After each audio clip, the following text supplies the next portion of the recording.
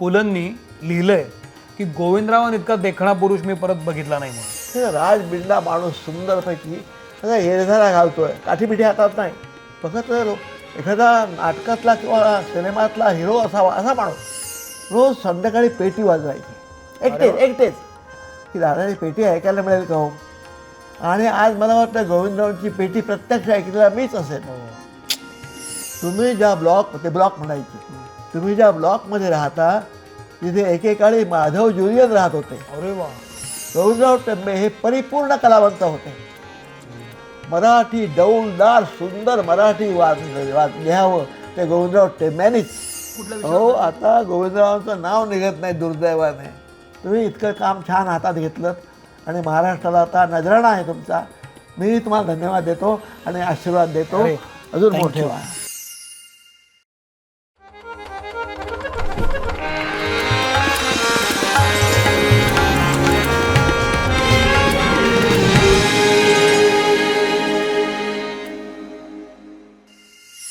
नमस्कार, मी सौमित्र पोटे. आपण सगळे जाणताच की गोविंदराव टेंबे या चतुरस्र व्यक्तिमत्वावर आधारलेलं आपण यूट्यूब चॅनल सुरू केलं आहे आणि त्या चॅनलमध्ये त्यांचं साहित्य, त्यांच्या रचना या लोकांपर्यंत पोचाव्यात हा एक भाग झाला.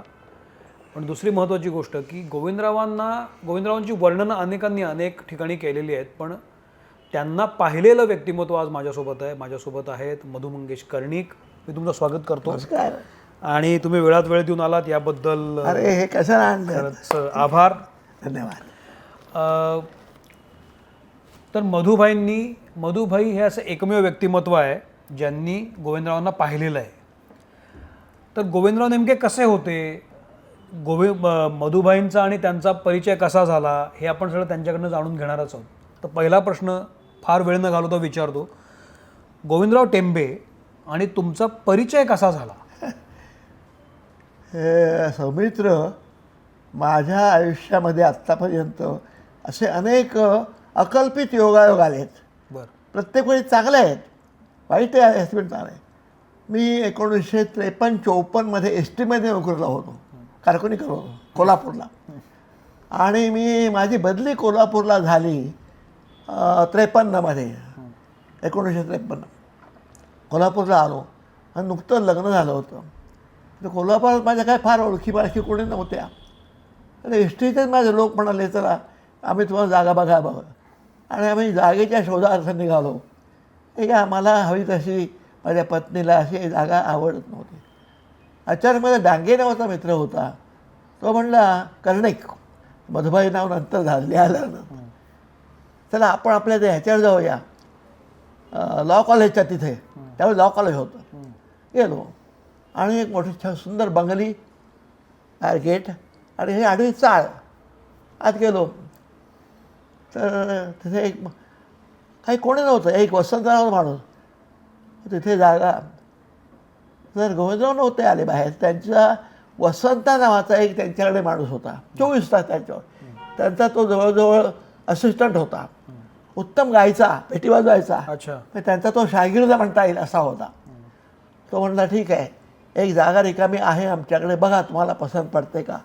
आणि गोविंदरावांच्या बंगल्यासमोर छोटी बंगली, मोठा बंगला नाही, एक मजली अशी आडवी चाळ आहे. अजून आहे की माहीत नाही मला. त्यामध्ये 5 बिराडं होती. बरं. त्यातलीच एक रिकामी कोण झाले होते. मला म्हटलं, ही बघा इथे तुम्हाला राहता येईल. तुम्ही किती जण आहात? कारण मी आणि माझी बायको. मग या. दाखवलं. बाहेर असा एक छोटासा पडवी होती, म्हणजे व्हरांडा. त्याला फळ्या लावलेलं. आत मालगडसारखे 2-3 खोल्या होत्या. माझी बायको, उत्तम आहे, आपल्याला पाहिजे. हे घर कुणाचं? टेंबे. गोविंदराव टेंबे हे नाव माहीत नव्हतं. टेंबे. भाडं किती? तर तो वसंता सगळं करायचा. भाडं म्हणला 17.5 रुपये भाडं आहे आणि 5 रुपये लाईटचे वेगळे. मला पगार थोडा होता. बायको म्हणणे, नाही घेऊया आपण, छान जागा आहे, निवांत आहे. घेतली. ही संध्याकाळचे आम्ही आमचं सामान घेऊन सकाळी आलो. ते सगळं घरचं लावलं आणि संध्याकाळी मी बाहेर आलो एस टीतून ऑफिस सुटल्यावर. हे राजबिल्ला माणूस सुंदरपैकी त्याचा हेरझारा घालतोय, काठीपिठी हातात नाही. बघत राहिलो. एखादा नाटकातला किंवा सिनेमातला हिरो असावा असा माणूस, नाव माहीत नाही. टेंबे कोण टेंबे? आत गेलो, मी नमस्कार केला. मी सांगतो, गोविंदरावची नजर इतकी स्निग्ध होती. हो. छान वडिलांनी मुलाकडे बघावं तसं त्यांनी माझ्याकडे बघितलं आणि ते चालायला लागले. येणे झाडं घालत होते. मी आत गेलो. वसंत आला. काय सामान मग लागलं का तुमचं? सामान लावते बायको. पण हे कोण माहीत नाही तुम्हाला? हे गोविंदराव टेंबे पेटीवर. मी थरारून गेलो. नाव ऐकलं होतं. पेटी अप्रतिम वाजवता. हिंदुस्थानात ते किंबहुना एकमेव. मी वाचलं होतं. वाचन चांगलं होतं. तोपर्यंत ते 10 मिनटं फिरायचे. गेले. दुसऱ्या दिवशी मी ऑफिसला गेलो. त्या दरम्यान मी लिहायला लागलो. गोष्टी लिहायला. त्यावेळेस कथा नाही, गोष्ट. अच्छा, गोष्ट. मी त्यावेळी विविध रत्न होतं, आलमगीर होतं, धनुर्धारी होतं, साप्ताहिक होती. आणि साप्ताहिकातून उत्तमोत्तम साहित्य यायचं.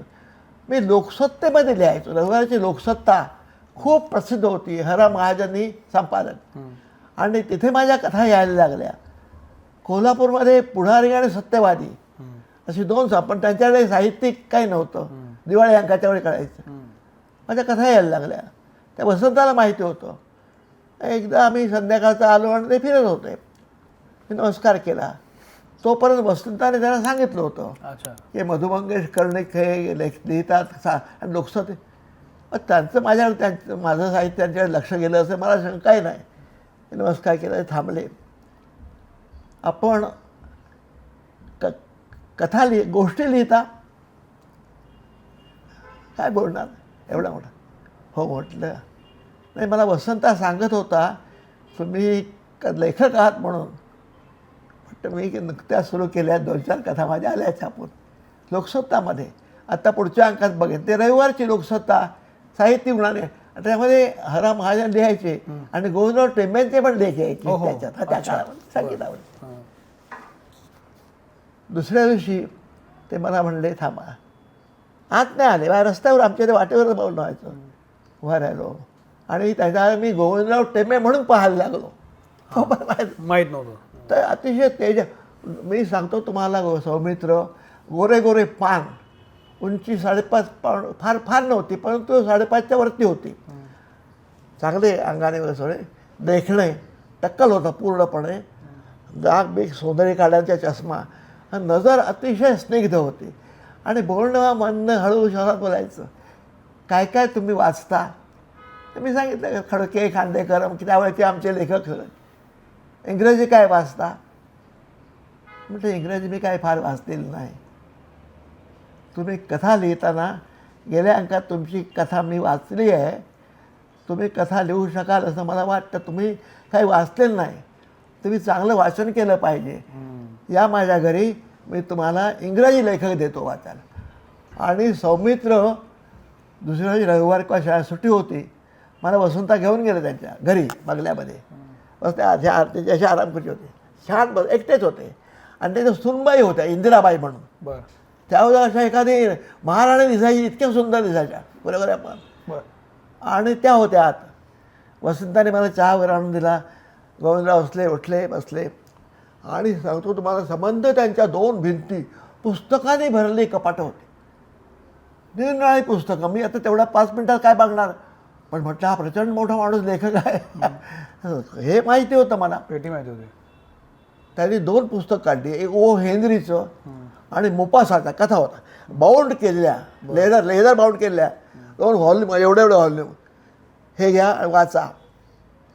कथा लिहा तुम्ही, पण हे वाचा म्हणजे कथा कशी लिहावी तुम्हाला समजेल.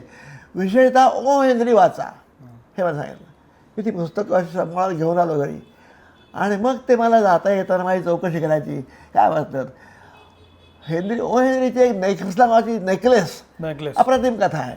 मला आवडली. आता माझं इंग्रजीत इतकं काय नव्हतं. डिक्शनरी घेऊन वाचली मला इंग्रजी. कारण मी इंग्रजीमध्ये काय फार शिकलेलं नव्हतो नाट्यपर्यंत. आणि कथा ती मी इतकी आवडली की मी तिथे शब्दांना भाषांतर केलं, अनुवाद केला.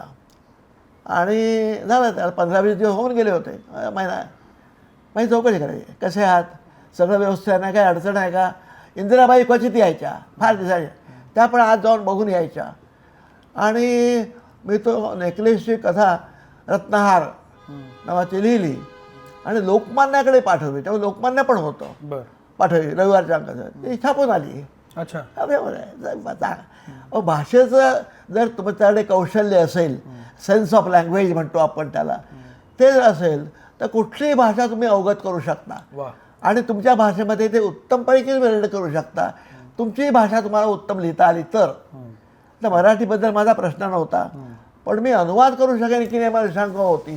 तो माझ्या अजून आहे ते कटिंग माझ्याकडे, म्हणून ठेवा म्हणले, वाचतो.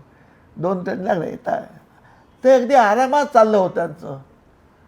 रोज संध्याकाळी पेटी वाजवायची एकटेच. बर. संध्याकाळी 6-7:30 फिरणं झालं की ते आज जायचे. तर त्याला माझं बिराड आणि त्यांचं घर, त्यांची पेटी मला ऐकायला येत नव्हती. बर. बसवता सांगायचा, दादा संध्याकाळची पेटी वाजव. म्हणून मी विचारलं त्याला एकदा की दादा ही पेटी ऐकायला मिळेल का हो? थांबा म्हणले, मी सांगेन तुम्हाला. रोज वाजवायचे एकटेच. बर. वसंत मला घेऊन गेला. पावसाळे दिवस होते, आत जाणं शक्यच नव्हतं कारण त्याला डिस्टर्ब नाही करायचं, असं शिस्त फार होती. मग त्यांच्या हॉलच्या ते वाजवा बसायचे, एक खिडकी होती अशी. वसंत आणि मी तो विडा फुंकायचा. वसंत तो उभे राहा. मी सांगतो सौमित्र, असं वादन मी आयुष्यात, तो असा माझा लहान 23-24 वर्षाचा होतो, काय पेटी ऐकणार. पण मी मुग्ध झालो. म्हणजे त्याचं मला जाणवलं ते असं की त्यांच्या पेटीवर नाटकाची बालगंधर्वांची जसं माणूस गातो आहे पेटी, म्हणजे माणसाचा स्वर, सूर आणि शब्द त्या अशा, आणि इतकं तरल, इतकं मोहक, इतकं कर्णमधुर. खाली यायचे, वरती यायचे, आपल्याला, आणि आपण स्वतः मग्न होऊन वाजवायचे. जवळजवळ 15-20 मिनटं ते पेटी मी ऐकली छानपैकी. लवकर 8 वाजता जेवायचे ते. अतिशय त्यांचा दिनक्रम अतिशय नेमस्त होता. शिस्त. सकाळी ठरल्या वेळी फिरायला जायचं, संध्याकाळी फिरायला जायचं. वाचायचे, खूप वाचायचे, पुस्तकं होती खूप.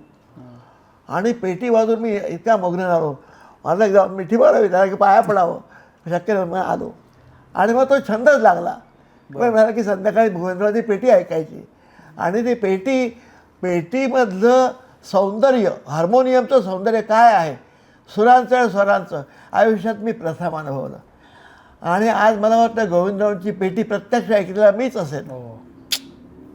प्रेम सेवा शरण, ते माझं अजूनही आठवतं.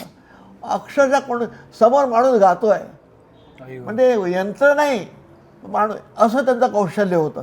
आणि बोटं काही नाही, अशी तरंग, एखादा फुलपाखरू बागडावं ना तशी त्याची पेटी फिरायची.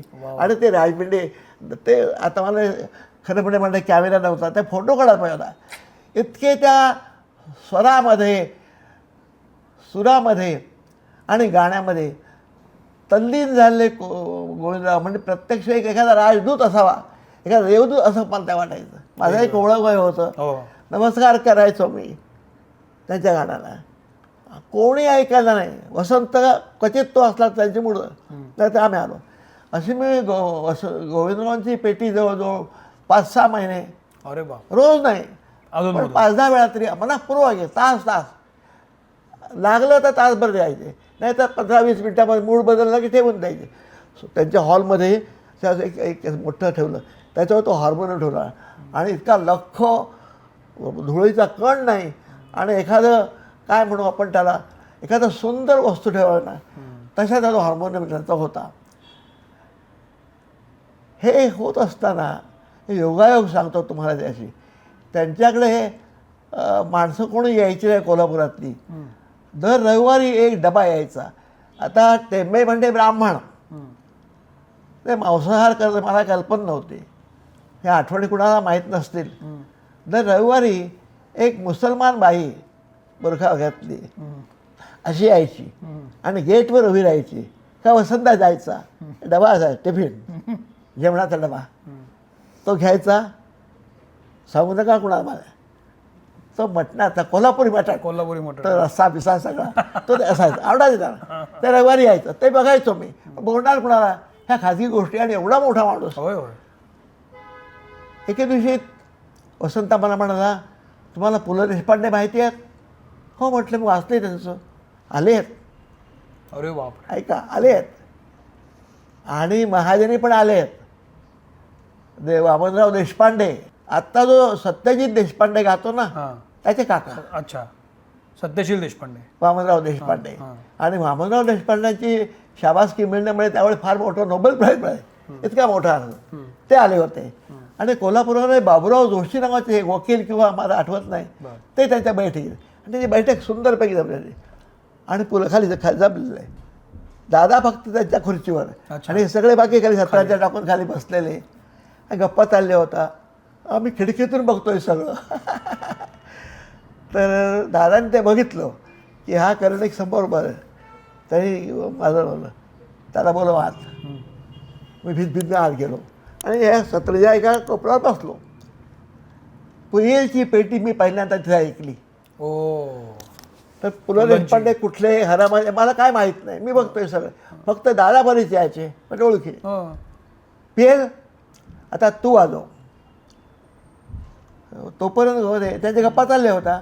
काय त्याच्या काय संगीतावर बालगंधर्वावर काय माहीत नाही, परंतु एकदम गोविंदराव म्हणाले पेल, तर पेल म्हणाले, पेल म्हणा पेल आता तुम्ही वाजवा. आणि पेलने ती पेटी घेतली खाली बसून अशी खाली होती अशी, आणि त्या नेहमीच्या पद्धतीने सहसा करत त्यावेळेसुद्धा ती पद्धत होती पेलची. आणि पेल वाजवायला लागले अप्रतिम. गोविंदरावांचा पण गोविंदरावांचे सर नाही, परंतु गाणी त्यावेळेची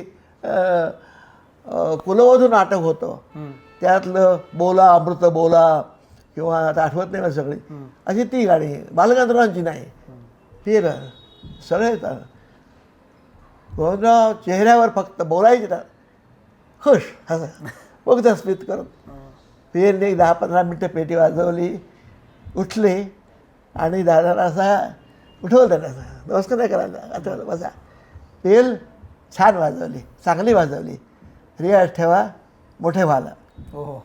आणि मग त्याच्या गप्पा सुरू द्या. वामनराव देशपांडे म्हणाले अरे पेल हे आम्हाला माहीत नव्हतं तू इतकी चांगली पेटी वाजवतो. हरा महाजनी म्हणले ऐकून छान वाटलं, छान वाटलं. गोविंदराव तुमचं काय मत? नाही हो चांगली वाजवली, चांगली वाजवली. मग काय त्यांचं ते चहापान वगैरे सुरू झालं. त्यावेळी ड्रिंक विंक हा प्रकार नव्हता, फक्त चहा कॉफी. वसंताने चहा आणला. त्यावेळी इंदिराबाई बाहेर आल्या, आत होत्या. हे रिवाज होता एखादा की मोठ्यांचा मान राखायचा म्हणजे लहानाने आत जायचं नाही, आणि विशेष बायानं नाही. त्यासुद्धा फार सुशिक्षित, सुविद्य आणि उत्तम रसिक होत्या. हो बरं त्या नाही. मग आल्या चहा वगैरे सगळं गप्पा झाल्या. मग मी उठलो आणि वसंताबरोबर घरी आलो. ही आयुष्यातली मी संगीतकारांची आणि पेलची, पेलनी त्यावेळी पेलची माझी ओळख काय ना कोणी काय फक्त बघितलं त्यांना मी. हा हे पु ल देशपांडे, हे हरा महाजन, हराचं नाव नागताचं ठिपक्याचं. आणि त्यावेळी तरुण होते पण असे बोलायचे, डोळे बारीक असे बघायचे. ते आठवण माझ्यावर आहे, अजून आठवण समोर दृश्य दिसतं मला इतकं सुंदर. आणि मग दुसऱ्या तिसऱ्या दिवशी म्हटलं दादा मी तुमची पेटी ऐकली. हो तुम्ही रोज ऐकत होता आम्हाला माहिती, पण समोर ऐकली. आणि पु ल देशपांड्यांनी वाजली पेटी. हो ते छान लेखक वाचता तुम्ही, वाचता. त्यावेळी त्यांची 2-3 पुस्तकं निघाली होती आणि पुस्तकं वाचून झाली ते वाचलं होतं. तुमचा अनुवाद चांगला आहे, वाचा, लिहित चला. आणि एकदम ते मध्ये म्हणले कर्णिक थांबा जरा, तुम्हाला माहिती आहे का काय म्हणा, तुम्ही ज्या ते ब्लॉक म्हणायचे, तुम्ही ज्या ब्लॉकमध्ये राहता तिथे एकेकाळी माधव जुलियन राहत होते. अरे वा. अहो मी सांगतो सौमित्र, मी थरारून गेलो. अरे बापरे. त्या माझ्या माधव जुलियन म्हणजे आम्हाला फार मोठा म्हणा, गझलांजली सगळं. पण त्यांच्या त्या कविता वगैरे, आणि शाळेमध्ये पाठ्यपुस्तकामध्ये कविता होत्या तिथपासून माधव जुलियन नावसुद्धा गमतीचं. म्हटलं दादा कसं काय? नाही त्याचे शेवटचे ते पुण्याहून आले, ते आजारी होते. शेवटचं वर्षभर त्यांना कोल्हापुरात होतं ते राजाराम कॉलेजमध्ये, पण शेवटचं वर्षभर ते त्यांना बाहेर राहायचं होतं. आणि हे आमची बिल्डिंग तयार झाली होती, बांधली होती नुकती, ते राहायला आले. आणि तुम्ही ज्या ब्लॉकमध्ये राहता तिथे ते मी सांगू म्हटलं ज्या ठिकाणी हे साहित्य संमेलनाचे अध्यक्ष, मग तिथे मी जाऊ शकेन का? मी नुकता लेखक, पुस्तकही निघालं नव्हतं. रोमांचक आठवण आहे ती. आणि मग मी गेलो. आणि त्या घरात पाऊल टाकलं मी. दादाने मला बाहेर सांगितलं की इथे जुलियन जुलियन राहत होते. पायी टाकताना नमस्कार केला. हे वास्तूला काय मी एवढा काय देवधर्म नाही, मला आतून असं आणि मी हिला अगं तुला माहिती आहे का इथे माधव जुलियन राहायचे. काय म्हणता? दादाने सांगितलं. आणि नंतर पुस्तकात आहे. म्हणजे माधव जुलियनच्या ज्या पत्नी त्यांची शेवटची 10 वर्ष पुस्तक आहे त्यांचं.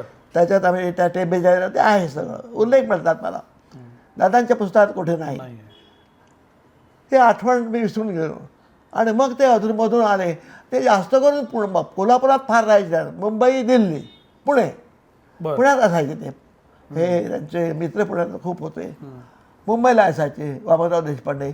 आणि त्याने ऑल इंडिया रेडिओवर नाविन्य होतं. 54-55 साली ऑल इंडिया रेडिओ आपली कथा माझी पण त्यावेळी कथा प्रभाकर जोशी म्हणून होते ऑल इंडिया रेडिओवर. त्याने वाचून दाखवली होती. अरे वा.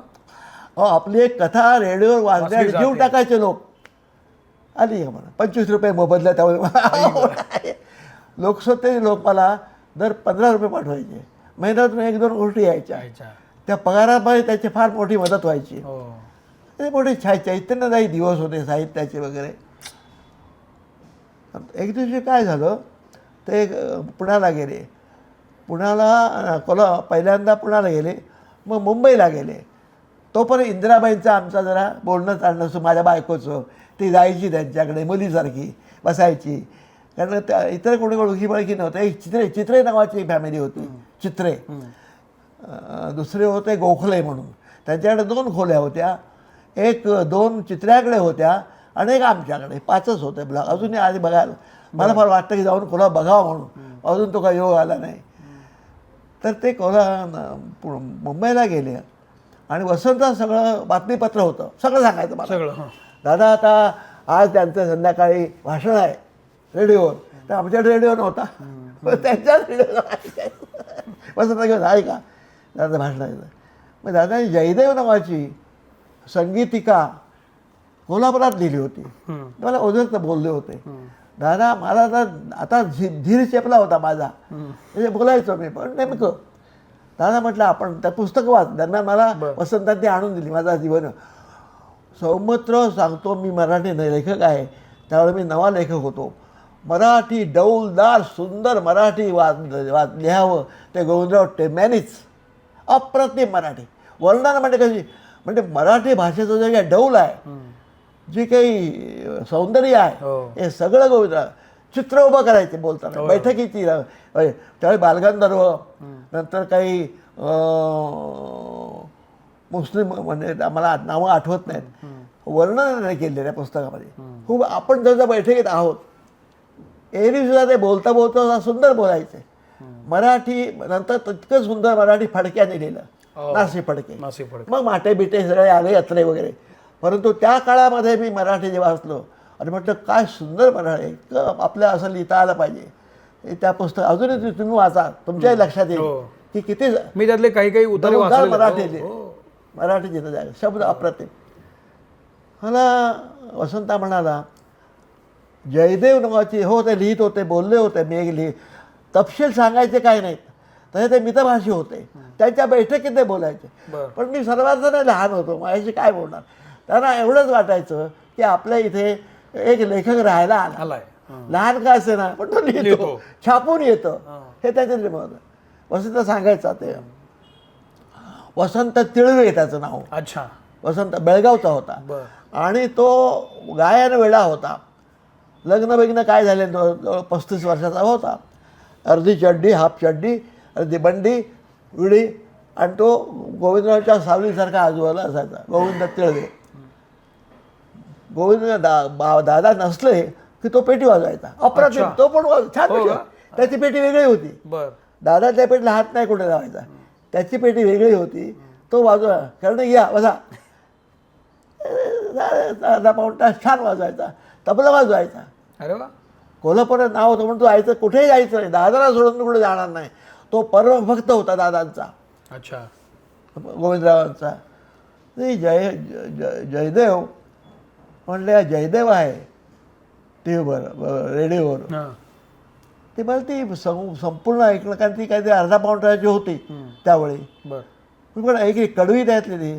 त्याच्यामध्ये शब्द सौंदर्य, त्याचे जे एकंदर प्रासादिक लिहिणं जसं गद्यामध्ये होतं तसं कवितेमध्ये होतं.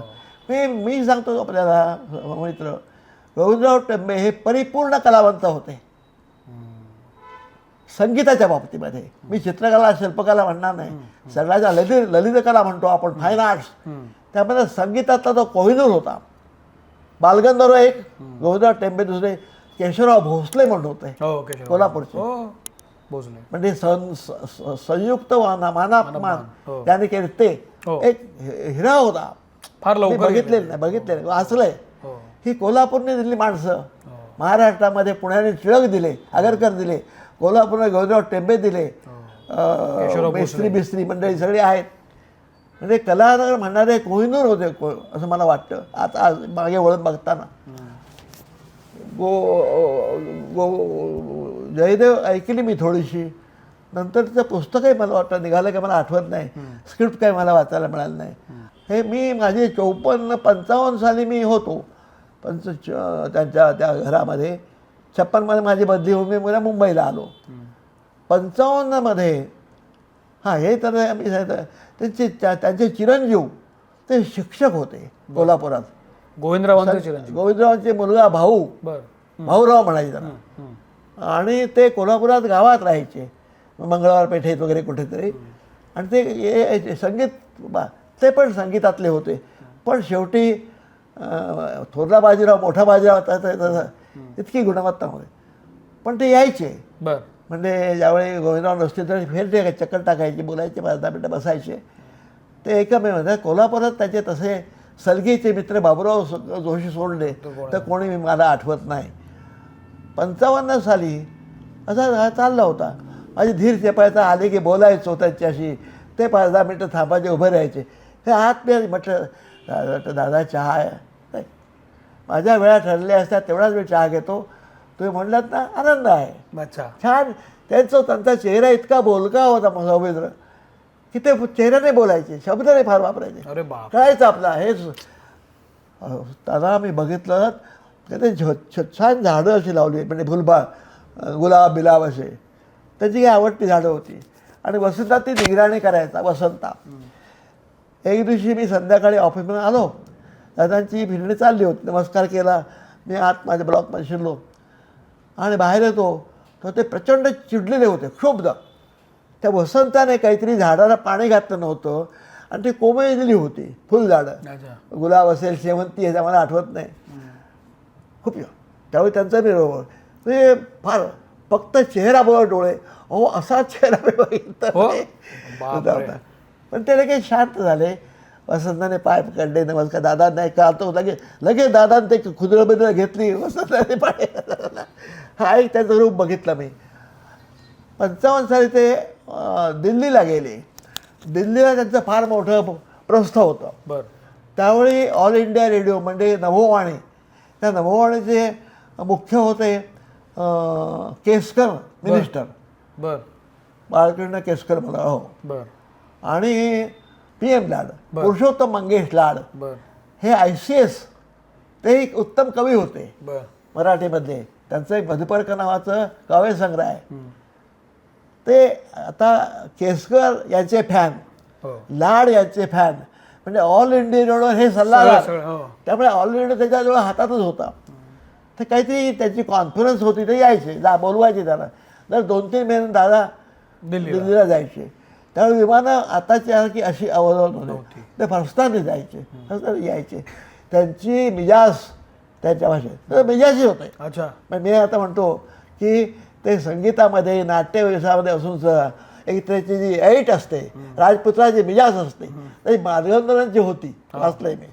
तर त्या मिजाशीत राहिले. आणि तिथे दिल्लीला सुद्धा त्यांनी केसकरांनी, लाडाने आणि त्यावेळेचे जे कोणी असतील तरी त्यांच्या शिफारशीने ते केसकरांच्या आणि लाडांच्या मंगेश पाडगावकर रेडिओवर लागले, मोगर आंगणेकर रेडिओवर लागले, बाबा बोरकर रेडिओवर लागले, व्यंकटेश माडगुळकर रेडिओवर लागले. हे लेखक मंडळी महाराष्ट्रातली केसकरांनी आणि लाडांनी हो म्हणे म्हणे म्हणे ऑलंड म्हणे आणले. अरे हे करतो तो. हो हे पण नंतरची गोष्ट आहे. हां 55 दादा दिल्लीला गेले आणि ते यायचे पावसाळा त्यांना सहन पावसाळ्यात मुंबईत पुण्यात आपल्या पुण्यात किंवा कोल्हापूरला हं. हे गेले आणि त्या मुक्काम लांबला. त्या इंदिराबाई पण चिंतित होत्या आणि वसंतासुद्धा. त्यावेळी टेलिफोन वगैरे इतके उपलब्ध नव्हते. टेलिफोन असायचे, यांच्याकडे होता टेलिफोन, बरं पण तो STD वगैरे ते हो तारा असायच्या, तारा पटकन यायच्या. तर हे तार अजून कशी आहे दादांचं पत्र नाही, हे नाही. इंदिराबाई काळजीत होत्या. वसंता रोज मला सांगायचा अजून आता 4 तक्रारी यायचे होते, अमक्या तक्रारी यायचे होते, अजून नाही आले काय. आणि एक दिवशी रेडिओवरच बातमी आली की गोविंदरावांचं दिल्लीला निधन झालं. अरे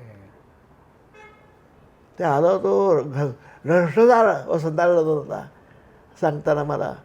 आणि ते आठवतं मला संध्याकाळी पावसाळे दिवस होते, मला तारीख आता आठवत नाही, जून जुलै वगैरे असेल.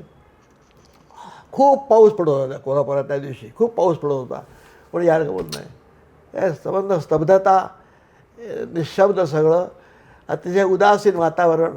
इंदिराबाई आत होत्या, वसंता रडत नंतर पण बसला आणि कोण सांगतं काय. मग बातमी आली सगळी, वृत्तपत्रामध्ये लगेच आलं सगळं सगळं आलं. मुंबईचे वृत्तपत्र येईल त्यावेळी. आणि लोकसभेत तर भरपूर लिहिलं होतं त्यावेळी स्वतः हरा महाजनने. मी सुद्धा एक लिहिला होता त्याच्या अखेरच्या त्यावेळी आलं त्यांच्या गेल्यानंतर एक आठवड्याचा छोटासा लेख लिहिला होता. मला नंतर गदिमा भेटले एकदा पुण्याला आलं मुंबईला. ते हाच विचारलं नाही, तुझा तो लेख चांगला होता गोविंदरावांच्यावरचा, तू कुठे. मग त्याला सांगितलं हे माधवजींच्या खोलीत म्हणूनच तू साहित्य अध्यक्ष झालास. कधी मग मला अण्णा अरे म्हणायचे, अण्णा बुवा भावे पु ल. नंतर तर नंतर सांगतो आता 55 सालची गोष्ट आहे. आणि ते गेले आणि त्यांचं पार्थिव कोल्हापुरात आणलं असं मला आठवत नाही. त्यांचा अंत्यविधी दिल्लीला झाला आणि तो शाही प्रमाणात झाला. आज तोफा वगैरे तसं नाही होतं, परंतु केसकर लाडवर मोठी माणसं होती आणि हा मोठाच माणूस होता. त्यांच्याप्रमाणे झाला असेल, आम्हाला ही कल्पना करत नाही. पेपरमध्ये आले गेले वगैरे आले. त्यानंतर ही 55 सालची गोष्ट माझं लेखन चालू होतं. सर आठवलं पण याचा ह्या आठवड्याशी गोविंदरावांचा संबंध नाही म्हटलं तर आहे. गोविंदरावांच्या बैठकीमध्ये मी पुलांना पहिल्यांदा बघितलं. बरोबर. पुलं लिहित होते विपुल, मी पण लिहित होतो. आणि 58 साली त्यावेळी विविध वृत्त आणि आलमगीर अशी 2 साप्ताहिकं निघायची. वाङ्मयीन साप्ताहिक मौज होतं. त्या आलमगीरमध्ये ते कोकणातले होते बावडेकर म्हणून संपादक. तर मी लिहा गोष्टी, तर मला म्हणलं 1 वर्षभर लिहा तुम्ही लिहिता तसं. मी कोकणातल्या गावाकडच्या गोष्टी व्यंकटेश्वरीला गावाकडच्या त्याप्रमाणे मी मालवणच्या आमच्या कोण मालवणी मुलखातल्या काय. आणि झालं एवढं पुस्तक 12-15 लेख झाले. त्या दरम्यान मालवणला साहित्य संमेलन व्हायचं होतं. मला कोणीतरी तोपर्यंत मी मुंबईत आलो होतो. मुंबईत माझ्या ओळखी झाल्या होत्या. राम पटवर्धन म्हणजे मौजेचे, मौजमध्ये श्रीपू आणि राम बघायचे. सत्यकाच माझी कथा आली होती त्या 58-59मध्ये. हो आता तुम्ही मालवण तुमच्या गावी संबंध पुस्तक काय काढता काय. माझ्या डोक्यात होतं काढणार कोण नवा म्हणून. मी सगळ्यांना पत्र लिहिले, राजा देशमुख, साधना, अमके तमके, त्यावेळी कॉन्टिनेंटल वगैरे सगळ्यांनी मला नकार दिला, शक्य नाही आम्हाला शक्य नाही, गमत झालं. आणि पुढं त्यावेळी आले होते मुंबईला ऑल इंडिया रेडिओवर. 57-58ची गोष्ट आहे. आले आणि मला जयवंतळी मला मित्र आला होता. म्हटलं मधू तुझं पुस्तक निघालं पाहिजे. मला आहे पण माझ्याकडे काही साहित्य नाही, तू ते लिहितोस ना आलमगीरमध्ये त्याचं पुस्तक होईल, पण तू एक काम कर पुलंना विचार. तर मी पुलंना विचारण्यासाठी रेडिओवर गेलो. आपल्या चर्नी रोड आहे ना, त्या चर्नी रोड स्टेशन तिथे समोर ते होतं मरीन लाईन्सला जुनं अंधारं. तर भेटायला गेलो. पुन्हा भेटलो नमस्कार. त्यांनी माझी फिरकी घेतली, घ्यायचीच आहे त्यांच्या पद्धतीनं. शेजारी रांगणेकरांचं रूम होती इकडे. तर म्हटलं तू ते पहिल्यापासून अरे म्हणे तुला कुठेतरी मला बघितल्याचं आठवतं. म्हटलं तर पुलं कसं म्हणायचं, हो. सर. म्हटलं मी पण तुम्हाला पाहिलं आहे एकदा, ते सांगतो कुठे ते. मी कोल्हापूरला नोकरीला होतो आणि गोविंदराव टेंबेंच्या घरात चाळीत राहत होतो. ते तुम्ही गोविंदरावकडे आला होता आणि ते पेटी वाजवली ती मी ऐक, अरे काय म्हणतो आडवलं तर ते तुझं काय ध्यान. पुलंची प्रस्तावना कोकणी वस्ती माझा पहिला कथासंग्रह 1958 साली मालवणच्या साहित्य संमेलनात कवी अनिल अध्यक्ष होते आणि कुसुमावती बाई त्यांच्या हस्ते प्रकाशित झाला. पुलंची पहिली प्रस्तावना आणि नंतर पुलांनी 100 प्रस्तावना दिल्या.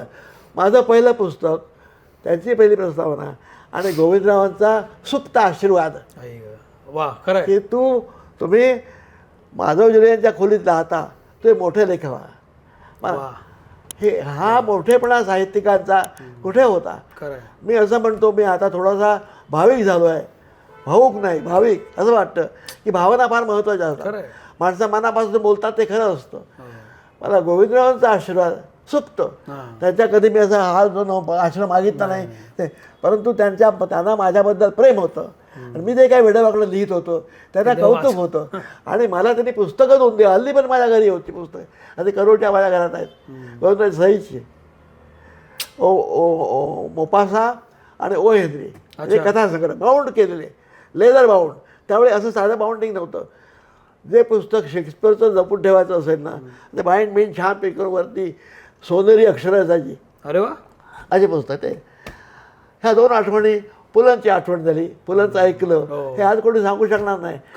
पुलं त्यावेळी शिडशिड असे होते, पण ती पद्धत डोळे मिळते. आणि गोविंदरावांचे गेले खूप वाईट वाटलं. म्हणजे जसं वाटलं माझे वडील तर खूप लहानपणी गेले होते, की माझे वडील गेले, आपला एक फार मोठा आधार गेला. आणि त्याहीपेक्षा जी नंतरच्या आठवड्यामध्ये पेपरमध्ये इतकं यायला लागलं त्यांच्याबद्दल, केवढा मोठा माणूस आणि आपण त्यांच्याकडे राहत होतो, त्यांच्या भेटत होतो, त्यांना बोलत होतो. खूप खूप बरं वाटलं, मोठं वाटलं. मोठं नव्हतो, पण त्यांच्या आठवणींनी, त्यांच्या सहवासामध्ये मी खूप खूप मोठा झालो असं मला. या सगळ्या दरम्यान, या तुमच्या वास्तव्यादरम्यान गोविंदरावांचं लिखाण खूप होतं. ते साहित्य संमेलनाचे अध्यक्ष पण होते. विपुल लिखाण त्यांनी केलेलं आहे. पण तुम्ही कधी त्यांच्याबद्दल, साहित्याबद्दल ते तुमच्याशी बोलले होते का? आत्ता सध्या जे साहित्य चालू आहे त्याबद्दल तुमच्याशी कधी चर्चा केली होती का? असं काही चर्चा कधी कुठल्या विषयावर झाली होती? आता गोविंदरावांचं नाव निघत नाही दुर्दैवाने.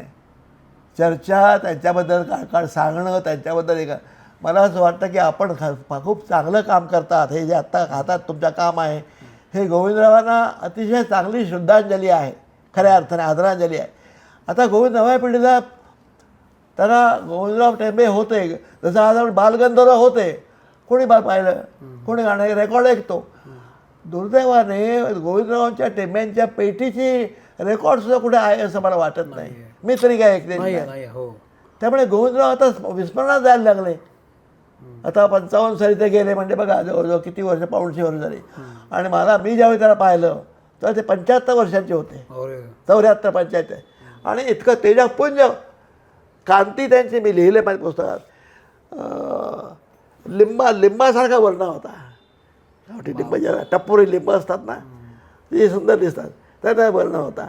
हसणं इतकं गोड होतं, इतकं गोड असायचे. त्याचे पातळ ओठ, गोरे गोरे पान होते आणि डोळ्याने बघायचे, डोळ्याने बोलायचे, मितभाषी. कारण पुलंनी एकदा लिहून ठेवलंय, पुलंनी लिहिलंय की गोविंदरावां इतका देखणा पुरुष मी परत बघितला नाही म्हणून. असं पुलंनी एका ठिकाणी लिहिलेलं आहे. इतके गोविंदराव देखणे होते असं म्हणतात. गोविंदरावांनी ह्यांनी लिहिलंय, पुलंनी लिहिलंय. हां, पुलंनीच. पण नव्या पिढीला गोविंदरावांचा माहीत नाही. फक्त बालगंधर्व हे जेवढे माहिती आहेत, केशवराव भोसले सुद्धा नाट्यक्षेत्राच्या लोकांना माहिती आहेत, बाकी लोकांना माहीत नाही. किंवा त्यावेळेचे जे महत्त्वाचे लोक होते ते. तसं गोविंदरावांच्या बाबतीत झालं आहे असं मला वाटतं की इतका मोठा माणूस महाराष्ट्रातला, त्यांनी फक्त हार्मोनियम वाजवला, पण पदं दिली आहेत, पदं चाली दिल्यात. मला वाटतं कुठल्या नाटकाला आठवत नाही मला, त्या नाटकाला मानापमान किंवा संशय आठवत नाही मला, आता माफ करा. ठीक आहे. पण त्यांनी चाली दिल्या, अप्रतिम चाली आहे. ती गाणी अजून पण लोक म्हणतात. विसी गुर्जर म्हणून लेखक होते, त्यांनी मला वाटतं एकच प्याला, त्याची पदं त्यांनी लिहिली. आणि गोविंदरावांनी जे गाणी ते अप्रतिम. तो काय काळ एक गाजवून टाकला त्या काळात. म्हणजे मी असं म्हणेन की 1920व्या शतकातला पूर्वार्ध पहिली 50 वर्ष ज्यांनी गाजवली हे संगीतामध्ये बालगंधर्व, गोविंदराव टेंबे, केशवराव भोसले अशी मंडळी होऊन गेली. लेखक पण होते परंतु नाटकामध्ये ही मंडळी होती. नाटक संगीत आणि सामाजिक राजकीय कारभार टिळक होते. एका वेळेला सूर्य होता, एका वेळेला हे चंद्र होते. अलांची त्या चंद्रमा आणि मार्तंडहीन तापहीन मार्तंड अशी माणसं महाराष्ट्राला मिळाली. आजच्या पिढीने खरं म्हणजे तुम्ही करता, मी तुम्हाला धन्यवाद देतो की तुम्ही हे स्मरण करता, कारण हे आता याच्या पुढे लोकांना माहीत असणार नाही. आज बदलले सगळं. जाज संगीत नको. अजूनही कुठे मी बालगंधर्वाचं गाणं लागलं का तन्मय होऊन ऐकतो. अजून मला तो काळ डोळ्यासमोर. मी बालगंधर्वाचं गाणं त्यांचं ऐकलेलं नाही, नाटक बघितले नाही. शेवटी त्यांची भजनं ऐकली आहेत. आधी चड्डी हाफ पॅन्ट आणि मुंडी आणि टोपी. दादर माहीमला ते राहायचे आणि मला असं वाटतं की ते बालमोहन शाळा किंवा त्याची जवळची ते कुठे राहणं. त्यावेळी मी इथे मुंबईला आलो होतो. अच्छा. मंत्रालयामध्ये नोकरीला होतो, कामाला होतो. तिथे मी आणि माझा मित्र होता ते आम्ही ते गाण्यामध्ये काही गंमत नव्हती. वाईटच वाटलं. त्याचे धरून धरून आणायचं असायचं. उठता त्रास व्हायचा आणि त्या गोरबाई म्हणून होत्या त्या मागे बसायच्या. आणि म्हटलं गोविंदरावांनी ह्यांना कुठल्या स्वतः बघितलं असेल. गोविंदरावसुद्धा आता त्याने मला वाटतं अयोध्येचा राजा किंवा कुठल्याच 1-2 काम केलं ना अयोध्येचा राजा. दुर्गा खोटे बरोबर. फार मोठी माणसं, वा. फार मोठा कलावंत. आणि हार्मोनियम हे नंतर रेडिओवर बंद केलं होतं. हार्मोनियम इव्हन यांनी प्रयत्न केले. हार्मोनियम आधी असं आहे अजून वाजवून दाखवलं सांगाय. तिथे ते जे लोक होते केसकर, लाड, आणखीन कोणी मंडळी होती त्यांना अक्षरशः ते म्हणजे घेतलं पाहिजे. पण काय त्यांचा नियम होता माहीत नाही. हार्मोनियमला रेडिओवर बंदी अनेक वर्ष. हल्ली कुठे मला वाटतं 50 वर्षापूर्वी हार्मोनियम सुरू झाला. त्यामुळे रेडिओवर सुद्धा दादांची पेटी नाही. या निमित्तानं तुम्ही गोविंदरावांच्या आठवणी आत्ता लोकांसमोर सांगितल्या आणि मला खात्री आहे की आता हे डिजिटल मीडियामध्ये येईल, सगळ्या लोकांना कळेल. कारण ही जी आठवण आहे तुमची गोविंदरावांबद्दलच्या ज्या आठवणी आहेत, गोविंदरावांना पाहिलेले तुम्ही मला वाटतं एकमेव आहात आता तरी असेल. हो. कोल्हापूरला परवा माझ्याकडे हा आला होता अभिराम भडकमकर. तो भेटला. काय हो कोण नाही. तो पोरगा चांगला फार गुणी मुलगा आहे. उत्तम नाटककार आहे. तर तो त्या नाही म्हणे आम्ही आमच्या वडिलांना पण माहीत नाही. आम्ही कोल्हापुरात म्हणे कोण नाही आता. पण मनपूर्वक आभार.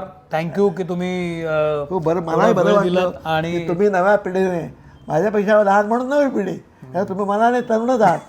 तुम्ही इतकं काम छान हातात घेतलं आणि महाराष्ट्राला आता नजराणा आहे तुमचा. मी तुम्हाला धन्यवाद देतो आणि आशीर्वाद देतो.